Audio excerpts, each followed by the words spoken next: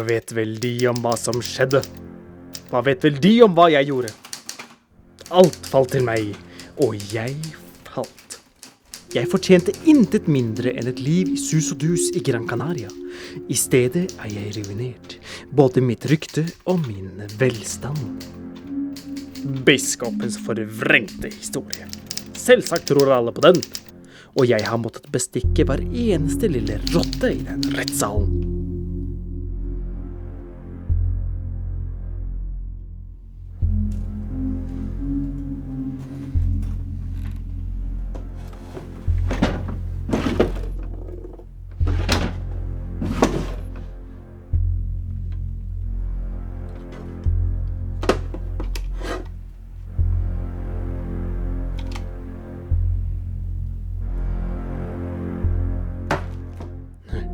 Og var det verdt det?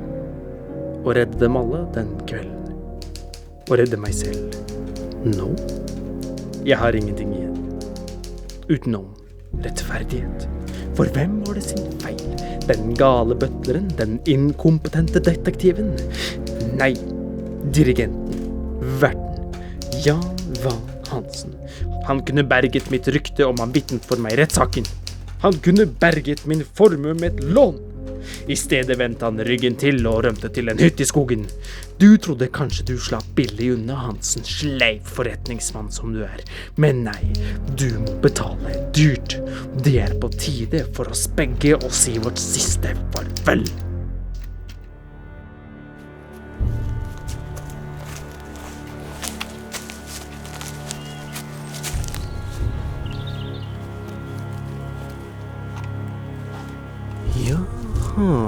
Er det her de gjemmer dem, herr Hansen?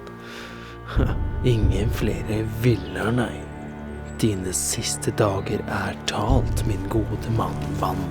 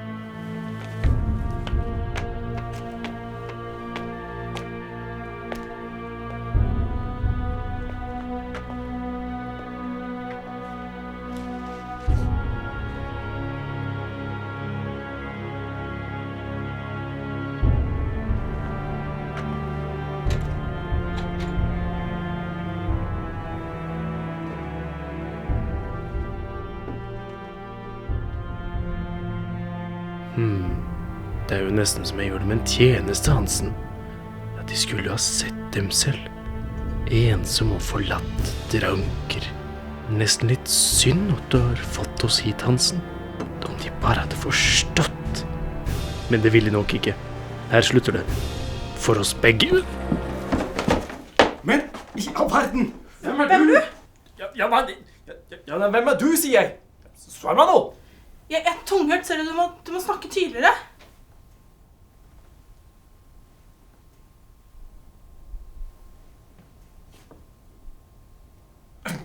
Ja, beklager. Jeg er en gammel bekjent av herr Hansen, ser de. Hva? Du må snakke tydeligere. Ja, jeg er en gammel venn av Hansen. Nei, høyere. Jeg er en venn av Hansen! Ja, nei, han er slukket for en natt. Du får komme igjen i morgen. Faen, nei. Altså, det går jo ingen buss tilbake på denne tiden av døgnet. Herr Hansen skal ikke bruke sengen sin i natt uansett. Jeg får re opp deg, så får du sove her.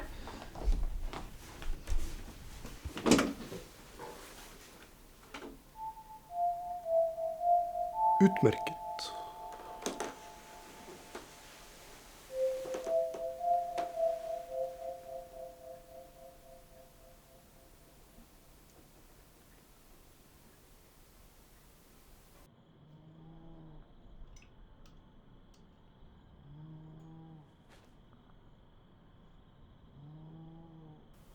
Hushjelp? Hvorfor i all verden har Hansen hushjelp? Nei, stedet er jo rene søppelplassen. Spørsmålet er ikke hvorfor, men hvordan. Men ta deg sammen. For faen, slutt å somle. Stuepikken må da være utenfor rekkevidde nå.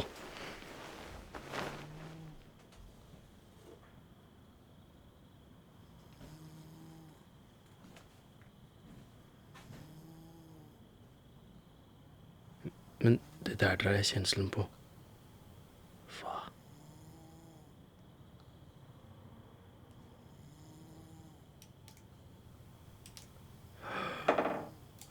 Dette ligner da ikke deg, Hansen.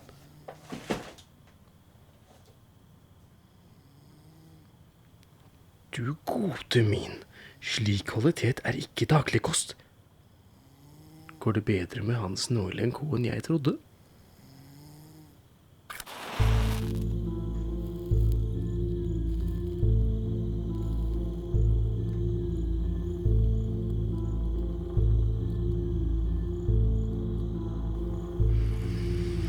Du gode min, dette må være en årgangssigar. Uvurderlig, ja uten tvil. Kanskje du kan betale tilbake din gjeld til meg likevel, herr Hansen.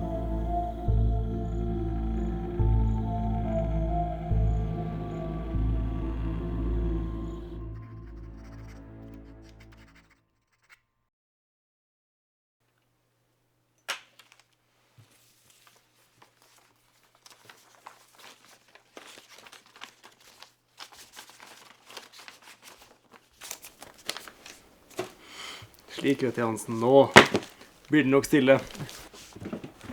Det er vidunderlig å høre, Torvald. Ja, jeg kan jo tenke meg at de er lettet. Jo, naturligvis. Du vet jo, jeg ville aldri gjort noe slikt vilje. Jeg og min fetter bare kranglet, og vel, det ene førte rett og slett til det andre. Selvsagt, herr Hansen.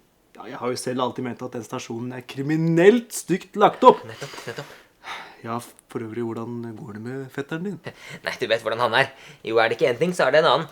Først denne besettelsen om å arve en større andel etter far, og vel nå dette latterlige søksmålet. Men en kan vel formode at gitt så ufør som han er, så har han vel ingen rolle i Hansen Oil & Co. lenger? Riktig. Og vel, din signatur sikrer vel at saken her blir henlagt. Du kunne jo ikke sett det toget komme, min gode venn. En ung kar som deg, ja, forlovet og det hele, skal da slippe å styre med slike bagateller. Torvald, hva skulle jeg ha gjort uten dem? Både jeg og min Sofie skylder deg en enorm tjeneste. En enorm tjeneste! Hva gjør man ikke for et livslangt vennskap? Eller hva, herr Hansen?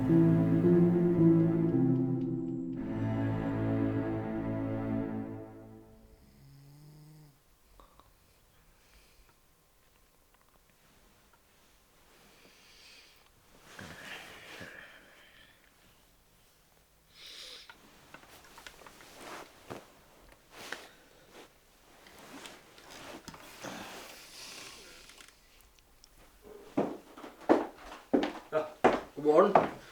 Kanskje vært en bedre start på dagen med litt kaffe. Du store. Ja, de forventer kanskje ikke å se meg her i dag, gamle venn. Slettes ikke. Hva gjør du her, Torvald? Ja, kan ikke en gammel venn få besøke sin litt yngre venn? Jo, naturligvis, men det har gått en evighet. Vi har vel ikke møttes siden...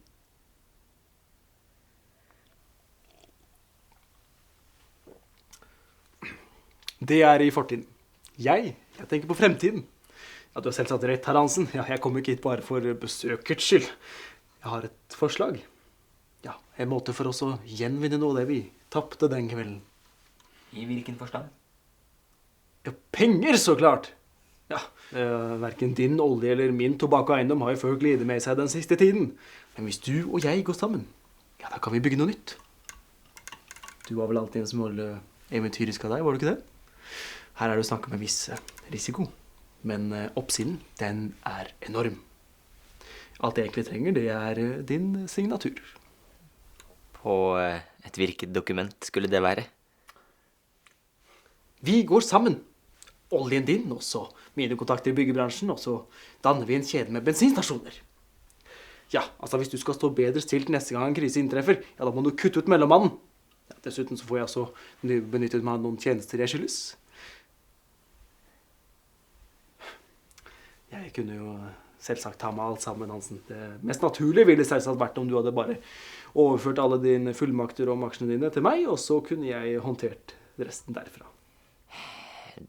Det er et meddrivende forslag, Torvald, og et storslått initiativ, men jeg er redd mitt svar er nødt til å bli nei. Nei, men du, ja, dette er jo muligheten for å gjenreise deg. Til hva? Til hvem du var. Jeg mener, se på deg selv, mann. Se hvor langt du har falt. Jeg mener, se på oss begge. Jo, men det fallet var fortjent.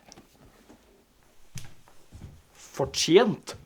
Forstår kanskje ikke. Jeg har ikke muligheten til å overføre mine aksjer til deg. Nei. Det er du som ikke forstår. At jeg strekker ut en hånd til deg nå er mer enn du fortjener. Du som ikke engang vil vitne i rettssaken min. Det skal du være glad for. I det minste fikk du gå med friheten i behold. Det er ikke sikkert det ville vært tilfellet hvis jeg hadde fått sagt mitt. Jeg var nemlig knust etter den kvelden. Min stakkars Sofie.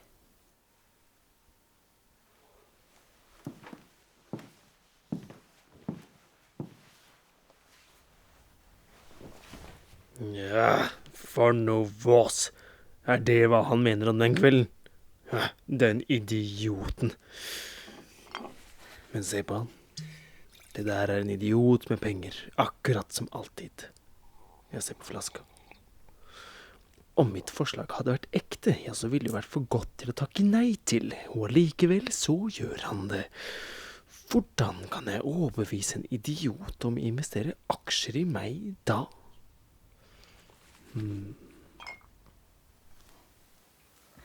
Nå skal du høre, Torvald. Dette er en radiokanal utenom det vanlige.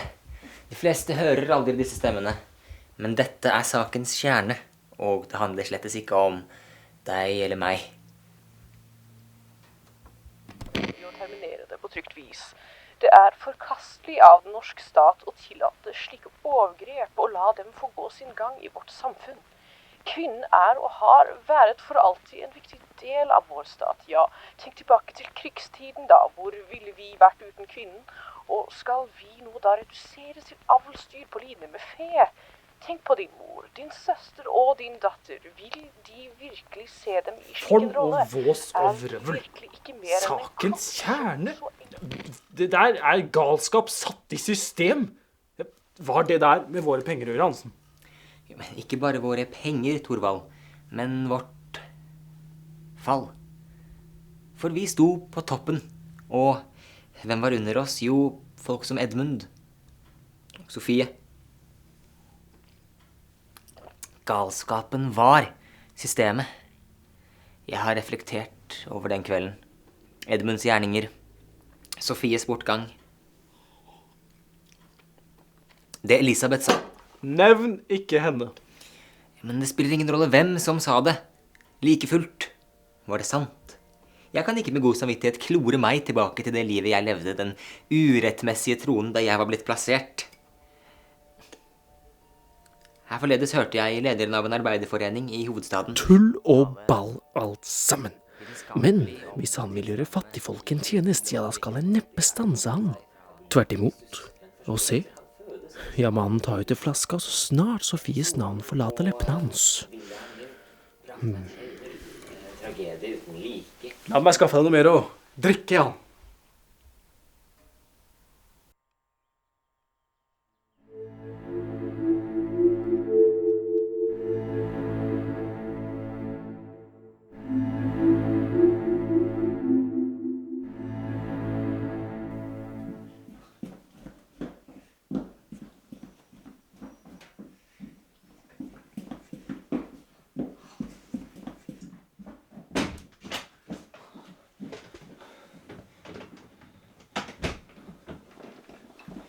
Edmund!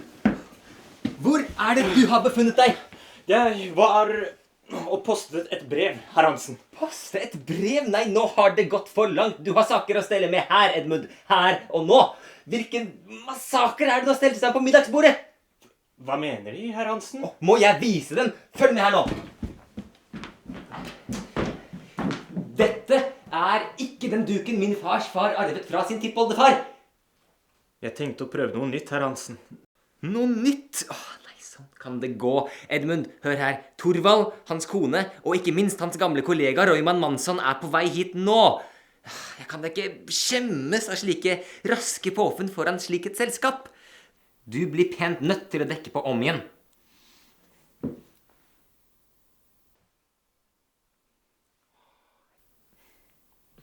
Edmund, jeg vet det er mye jobb nå om dagen.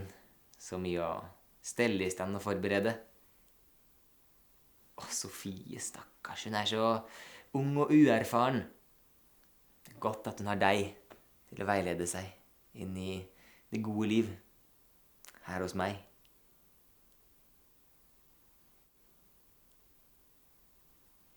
Vet du hva jeg tenker? Jeg tror vi skal ordne med en aldri så liten lønnsforhøyelse for dem. Du kan se på dette som et forskudd. Ja, da får du sjansen til å anskaffe deg litt mer staselig uniform, for eksempel. Eller noe annet slikt gledelig. Men det er jo opp til deg, er det ikke? Nå vel, vi har bare time på oss, så se til å ordne med dette bordet. Sofie! Sofie, har du pudret i nesen? Har du plukket i det bryn?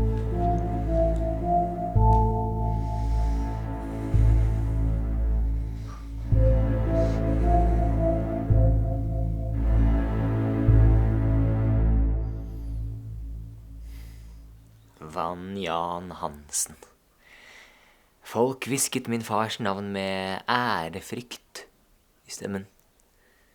Men han var en voldsom, nådeløs tyrann. Jeg forsøkte å imitere ham.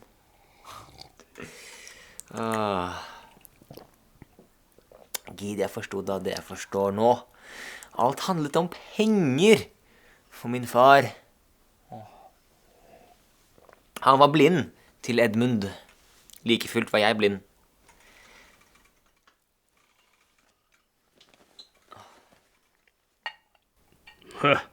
Edmund var en morder.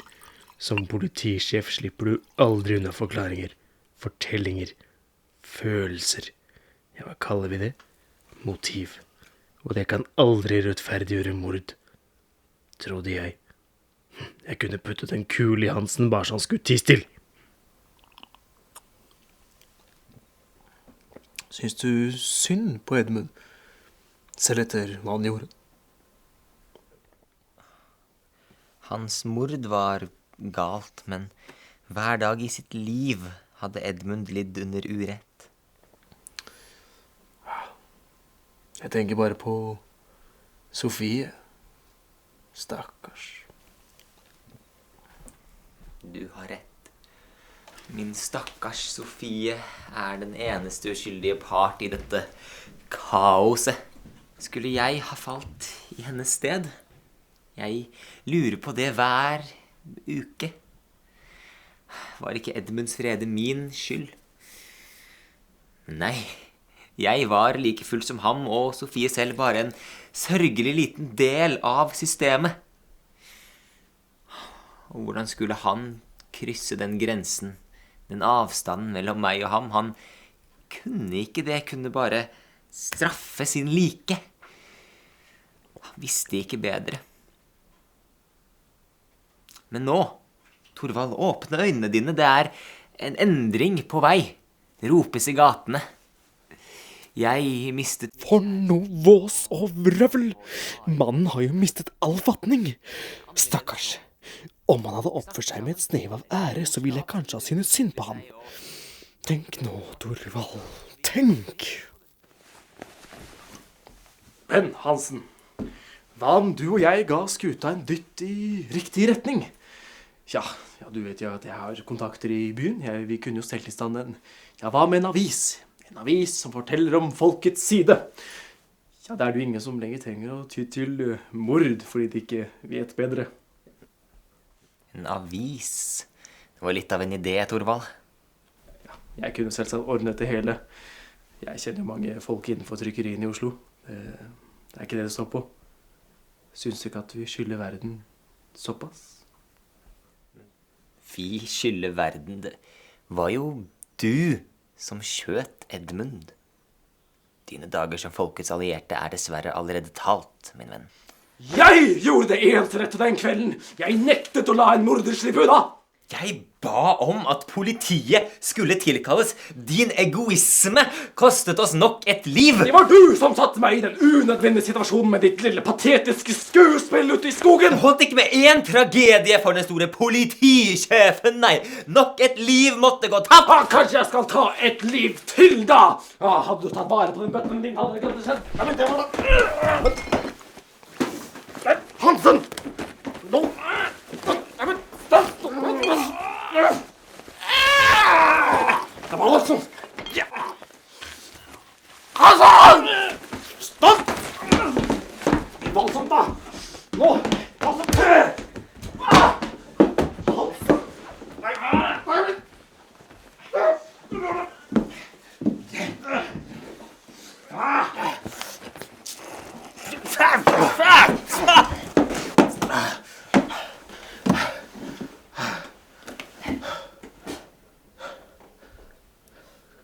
Kanskje best å la følelser ligge litt.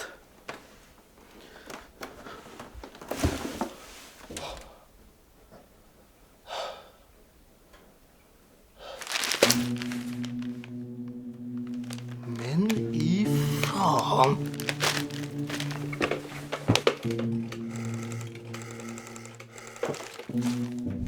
Ja, hallo? Ja, pennepenn! Ja, hva er det de har trykket i dagens avis? Skjøtteren står det jo! Ja, men de kan ikke trykke slutt! Ja, selvsagt er det Thorvald Johansson Gransbekker som prater! Ja, de må trekke tilbake avisen umiddelbart! Hva? Ja, da får de trykke en korreksjon i morgendagens avis! Ja, hallo? Ja, dette er reinspikka løgn, sier jeg! Løgn, sier jeg! Hallo? Pennepenn? Hallo? Hallo?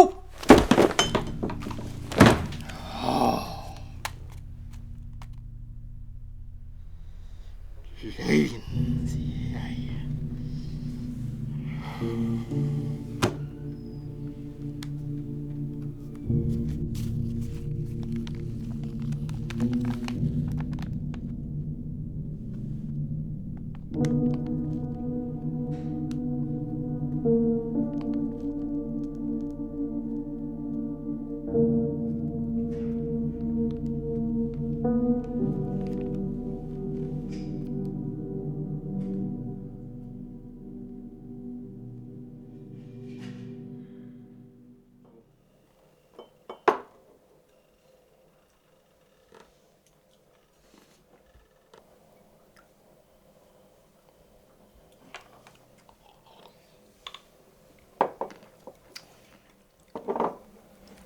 Det er nesten en skam å ikke pare denne årgangen med en god sigar.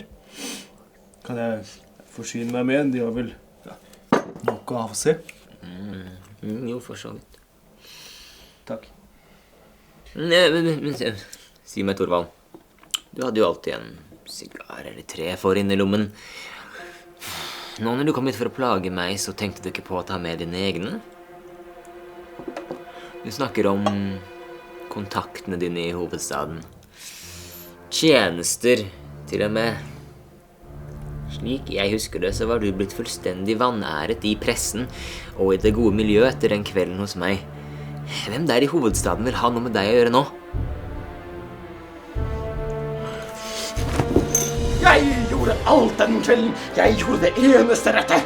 Dere andre sto bare og så på. Ja, det gjør de nå også. Planer på elendighet rett foran nesa deres. Flekte tar du kanskje fra byen av det gode miljøet, men du kom i hvert fall ut med noe. Sitter her og dagdrømmer hver eneste dag med sprit og alkohol. Jeg prøvde å holde meg inne, men jeg mistet alt. Alt, sier jeg! Er det derfor de kom hit, Thorvald? Ikke med noe forretningsidé, ikke med noen tanker om veldedighet, men for å karre til deg noen raske kroner, og det attpåtil med løgn? Det er mer enn noen raske kroner. Jeg vil ha en ny begynnelse. Ja, du skylder meg det, mann. Jeg skylder deg ingenting. Alle jeg skylder nå er døde. En av dem får din hånd. Ja, du skal få se, ja. Jeg kom jo ikke hit for å trygge etter penger. Tror du virkelig jeg hadde oppsøkt en ruinert oljebaron for å riste på sparegrisen hans? Du like ruinert som meg, mann. Du skal få se hvorfor jeg egentlig kom hit. Like ruinert som deg, du. Det liker du kanskje å tro, Torvald. Men det ikke tilfellet. Nei, for jeg solgte hver eneste aksje i selskapet på topp. På høyden, lenge før krisen inntraff. Jeg har en hel formue liggende i kjelleren.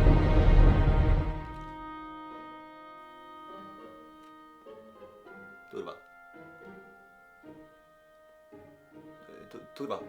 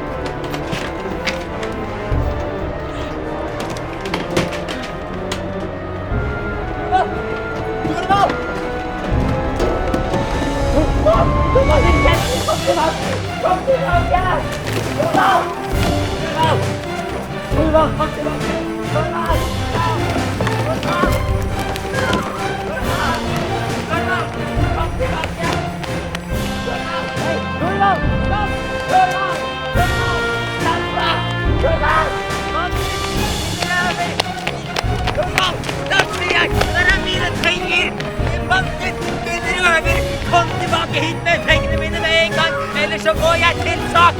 Torvald, jeg ringer politiet. Hva synes du om det, Torvald? Granspikker, du ikke kriminell.